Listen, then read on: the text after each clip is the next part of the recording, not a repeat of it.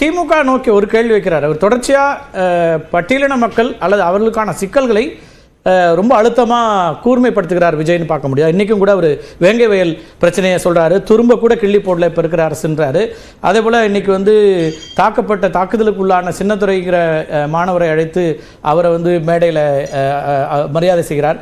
இதெல்லாம் ஒரு ஸ்ட்ராட்டஜிக்காக இருந்தால் கூட அது ஒரு மூவ். அவர் அதை வேங்கை வயல் பிரச்சனைக்கு பிறகுதான் மக்களவை தேர்தல் வந்தது. மக்களவை தேர்தலில் இவர் கட்சி ஆரம்பிச்சிருந்தாரு, தேர்தல் களத்துக்குள்ள வரல, லெட்டர் பேட் அறிக்கை விட்டு சிஐக்கு எதிராக அறிக்கை விட்டார்.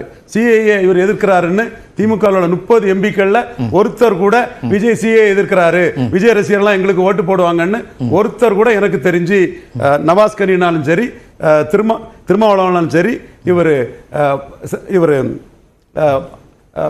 ரவிக்குமார்னாலும் சரி ஒருத்தர் கூட பேசல. இன்னும் சொல்ல போனா கமலஹாசனை கூப்பிட்டு கமலஹாசனை வச்சு பிரச்சாரம் பண்ணிட்டு கமலஹாசனுக்கு இல்லத்துல போய் நன்றி தெரிவிச்சாங்க. 39 பேருமே 47% வாக்களை பெற்று வெற்றி பெற்றாங்க. வேங்கை வயலுக்கு பிறகுதான் இது நடந்திருக்குது. அதுக்கு முன்ன நடந்த சம்பவம் தான் வேங்கை வயல். நாங்குநேரி சம்பவம் அதுக்கு முன்ன நடந்த சம்பவம் தான். சோ அடுத்த கட்ட அரசியல்ங்கிறது மக்களவை தேர்தலுக்கு பிறகு உள்ள அந்த அரசியல் தான் அடுத்த கட்ட அரசியல்ல முக்கிய பங்கு வகிக்க போகுது. அந்த அரசியல்ல திமுக அணி எல்லாரும் பலரும் தோற்று போன்னு சொல்லும் போது வெற்றி பெற்ற அணி அந்த இன்டாக்டா இருக்குது. இங்க திருமாவளவன் கம்யூனிஸ்ட் காங்கிரஸ் எல்லாம் தனிச்சு நின்று கன்னியாகுமரியில மட்டும்தான் வசந்தகுமார் காங்கிரஸ் டெபாசிட் வாங்கினாரு. அதே மாதிரி திருமாவளவன் சகோதரர் 0.7% வாக்கு தான் பெற்றாரு. கம்யூனிஸ்டுகள் 1.5% வாக்கு தான் பெற்றாரு. ஒரு கம்ஃபர்டபுளான ஒரு 25% ஓட்டுக்கு மேல 27% நினைக்கிறேன் திமுக இருந்தாங்க. எல்லாரும் சேர்ந்து ஒரு காம்பினேஷன் கெமிஸ்ட்ரியில மக்கள் ஆதரவுல வெற்றி பெற்றிருக்கிறாங்க.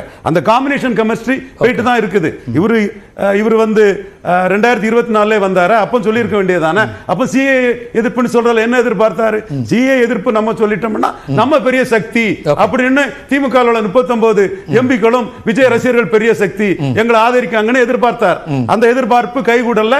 திமுக ஸ்ட்ராட்டஜைஸ் பண்ணி அவர் நாளைக்கு கப்பல்ல பாக்கு போட்டிருக்கேன்னு பங்கு கேட்க வருவாரு, நமக்கு அவருக்கு சம்பந்தம் இல்லைன்னு தெளிவா அரசியல பண்ணிருங்கன்னு சொல்லி அவங்க அதை வெற்றி பெற்றிருக்காங்க. இந்த வேங்கை வேலெல்லாம் மீறி தான் அந்த வெற்றியை திமுக கழகம் பெற்றிருக்காப்ல. அதுக்கு பிறகு ஒரு மைக் படத்தை போட்டு விளம்பரம் போட்டாரு. அந்த மைக் படம் விளம்பரத்தை சீமான் ரெகனைஸ் பண்றது அவங்களுக்கு லாபம். அதே வேளையில அது சீமான் 2021 எடப்பாடிக்கெல்லாமடா பயப்படுறது, என் தம்பின்னு சொல்றதே எனக்கு அவமானமா இருக்குன்னு சொல்லி தான் 6.8% எடுத்தாரு. அதற்கு பிறகு அவரை அங்கீகரிச்சு ஒரு மைக் படம் போட்டு விளம்பரத்தை அங்கீகரிச்சு 8.2 எடுத்திருக்கிறாரு.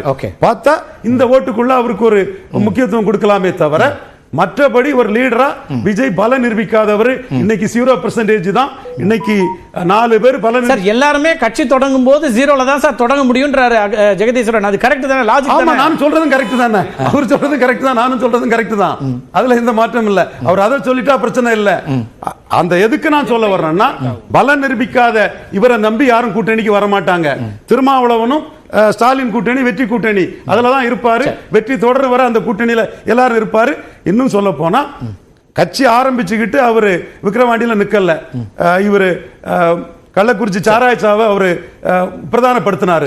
அவங்க சார்ந்தவங்க எல்லாம் அவர் பெரிய சக்தின்னு நோட்டாவுக்கு பெரிய ஓட்டு வரும்னாங்க. 1 கோடி தொண்டர்கள், 1 கோடி உறுப்பினர்கள். நோட்டாவுக்கு அங்க முன்னோட ஓட்டு குறைஞ்சதுதான் வரலாறு. அவர் நிரூபிக்கட்டு ஜெகதீஸ்வரன் நான் மதிக்கிறேன்.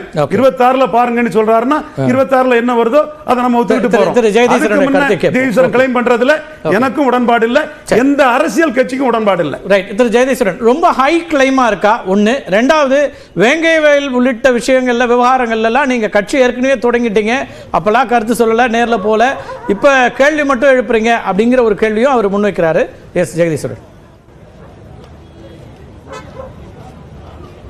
நிச்சயமாங்க. ஒண்ணு, இந்த கள அரசியலுக்கு வாங்க அப்படின்னு ஒரு கருத்து சொல்லிட்டு இருந்தாங்க. ரொம்ப குயிக்கா நாங்க கள அரசியல தமிழக வெற்றி கழகம் என்னென்ன செய்யுதுங்கிறத முக்கியமா சொல்லுறேன். இன்னைக்கு வந்து மதுரை மட்டுமல்ல பல ஊர்களும் இந்த ஆக்கிரமிப்பு பிரச்சனை ஒன்று போயிட்டு இருக்கு. இந்த முல்லை நகர்ல நம்மளோட தோழர்கள் அங்கே நேரடியாக போனாங்க, மக்களோட நின்னாங்க. ஏர்போர்ட் எக்ஸ்பான்ஷன் சின்ன உடைப்புல இருந்துச்சு, அதுக்கும் நேரடியாக தோழர்கள் போறாங்க. நெல்லையில் அதே மாதிரி ஆக்கிரமிப்பு பிரச்சனை, அதற்கும் இங்க தோழர்கள் நேரடியாக போறாங்க. நீங்க வந்து கொள்கை விளக்க பொதுக்கூட்டங்கள் ஒரு பக்கம் நடந்துட்டு இருக்கு. மழை வெள்ளத்துல முதல் நாளில் இருந்து அது ராமேஸ்வரத்தில் பெய்த மிகப்பெரிய கனமழையாக இருக்கலாம், இல்ல வந்து சென்னையில பெய்த மழையாக இருக்கலாம், இல்ல இன்னைக்கு வந்து திருப்பத்தூர் ஊத்தங்கரை எல்லா இடங்களிலும் எங்களுடைய தமிழக வெற்றி கழக தோழர்கள் நின்று மக்களுக்கு என்னென்ன உதவிகளை செய்ய வேண்டுமோ அதை செஞ்சுட்டு இருக்காங்க.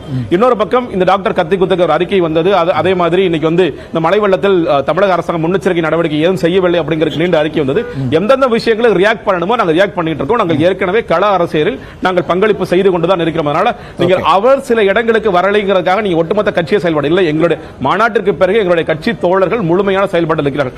இன்னொன்று நீங்க சிஏஏ குறித்தும் நீங்க வந்து அவர் சொல்லிட்டு இருக்க சிஏஏ எங்களுடைய நிலைப்பாடு என்னங்கிறத தெரிவிச்சோம். அதற்காக வந்து திமுக எங்களுடைய வந்து எங்கள்கிட்ட வாக்கு கேட்பாங்க. நாங்கள் வந்து யாரை எதிர்த்து அரசியல் செய்கின்றோம் இல்ல யாரை எதிர்த்து இந்த கட்சி துவங்கப்பட்டது அப்படிங்கறது மாநாட்டில் தெரிவிச்சாலும் முன்னரே பல பேருக்கு தெரியும் எதற்காக இந்த அரசியல் கட்சி எங்க துவங்கப்பட்டது அப்படிங்கிறது தெரியும். அதனால அவர்கள் வந்து நாங்கள் கிரெடிட் எடுக்கிறதோ இல்லங்கிறது அது நடக்க போறது. அதனால அதை இதை ஏன் கம்பேர் பண்ணிட்டு இருக்காங்கிறது தெரியல. நாங்கள் முழுக்க கள அரசியல் கள செயல்பாடு செய்து கொண்டிருக்கோம். இந்த நேரத்தில் நீங்க வேங்கை வயல் குறித்தோ நீங்க ஒட்டுமொத்தமாக நீங்க வந்து இன்றைய மேடையில் பேச வேண்டிய மிக முக்கியமான விஷயங்கள் எல்லாமே பேசும்பொழுது நீங்க இன்னைக்கு வேங்கை வயல் குறித்து ஆதவர்ஜன் அவர்களும் இந்த கேள்வியை எழுப்பினார். நீங்க பட்டியலின மக்கள் வந்து ஒரு பக்கம் நீங்க சொல்றீங்க அம்பேத்கரை நாங்கள் அரசாங்க ரீதியாக கொள்கை தலைவராக ஏற்கிறோம் சொல்லி இன்னைக்கு ஒண்ணு இல்ல இன்னைக்கு ஒண்ணே ஒண்ணு இன்னைக்கு வந்து 100 பேரை வந்து நாங்க தூய்மை பணியாளர்களா நாங்க அவர்களுக்கு தொழில் முனைவராக மாற்றுகிறோம் சொல்லி கழிவுநீர் அகற்றுகிற லாரி கொடுக்குறீங்க. நீங்க ஒரு பக்கம் பாஜக விஸ்வகர்மா திட்டத்தை எதிர்க்கிறீங்க. இது நவீன விஸ்வகர்மாவா தமிழகத்தோட நவீன விஸ்வகர்மாவா இருக்கா? இதுதான் நம்ம ஏற்கிறோமா? தொழில் முனைவரை மாற்றுவோம்னா அவங்களை இந்த தொழில இருந்து விடுபட்டு வேற நல்ல தொழில்களை உருவாக்குங்க. அவங்க ஸ்கில் கத்து கொடுங்க. அவர்களை வந்து நல்லா படிச்சிருக்காங்கன்னா வெவ்வேறு விஷயங்களை பண்ணுவீங்களா? இல்லப்பா நீ நல்லா குப்பல்றப்பா நீ வந்து நீ கழிவுநீர் அகற்றப்பான்னு சொல்லுவீங்களா? இதுதான் இன்னைக்கு நடந்துகிட்டு இருக்கு. அப்ப பட்டியலின மக்கள் என்ன நமக்கு தெரியும் அந்த எந்த சமூகத்தை சேர்ந்தாலும் அதிகமாக தூய்மை பணியாளர்கள் இருக்கிறார்கள் தெரியும். பட்டியலின மக்களின் பார்வை என்பது உங்களுக்கு மிக தவறாக இருக்கின்றது. இது வந்து அரசாங்க ரீதியில் நீங்க செஞ்சுட்டு இருக்கீங்க. அதெல்லாம் நாங்க கேள்வி எழுப்பி தான் ஆகணும். வெங்கை வயல் குறித்து நாங்கள் கேள்வி எழுப்போம். திரௌபதி அம்மன் குறித்து கேள்வி எழுப்போம். தோழமை கட்சி என்ன சொல்றாங்க? நாங்க ஆணவ கொலைகளுக்கு தனி சட்டம் ஏற்றுன்னு சொல்லி சொல்றாங்க. அதை நீங்க செய்யறீங்களா? செய்யலாம். அது சட்டம் ஒழுங்கு பிரச்சனை முதலமைச்சர் கடந்து போறார். அப்ப இதற்கெல்லாம் நாங்கள் நிச்சயமாக கேள்வி எழுப்பத்தான் செய்வோம்.